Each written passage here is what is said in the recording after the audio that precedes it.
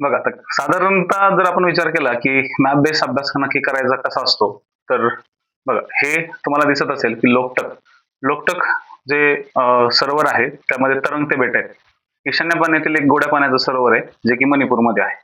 हे जे आहे हा मेघालयचा प्रदेश आहे. मेघालयमध्ये नॉकरेक नावाचा एक महत्वाचा भाग आहे. ओके, सिख सरोवराचा पार्ट आहे. त्यानंतर स्तोंगमो आणि खोचेपल्ली हे सिक्कीमच्या भागामध्ये आहे.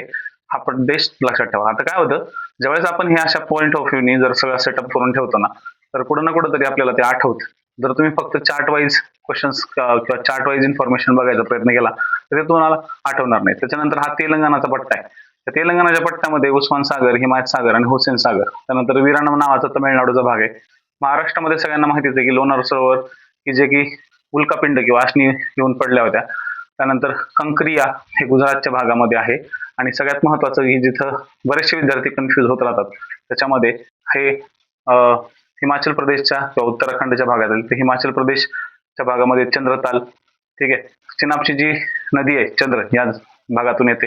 आणि सूरजताल, तर सूरजताल हे भागा नदीचं उगमस्थान जे आहे, म्हणजे चंद्र आणि भागा, या चंद्र आणि भागामधूनच काय तयार होते, चिनाब नदी तयार होते. तर असे पॉईंट्स लक्षात ठेवा मित्रांनो. हे पॉईंट्स खूप इम्पॉर्टंट आहेत जे की तुम्हाला ओके आपल्या किरण गुरुजीच्या रेंज नोट्स मधून तुम्हाला हे सगळे अवेलेबल लवकरच उपलब्ध होतील.